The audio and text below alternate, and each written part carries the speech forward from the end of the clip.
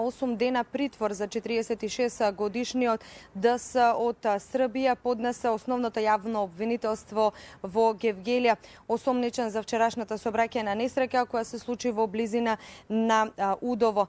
Надлежниот обвинител до Основниот суд во Гевгелија доставил предлог за определување мерка притвор за возачот на Аудито, додека за 60 годишниот ГВ македонски државјанин се предложени други мерки за предпазливост.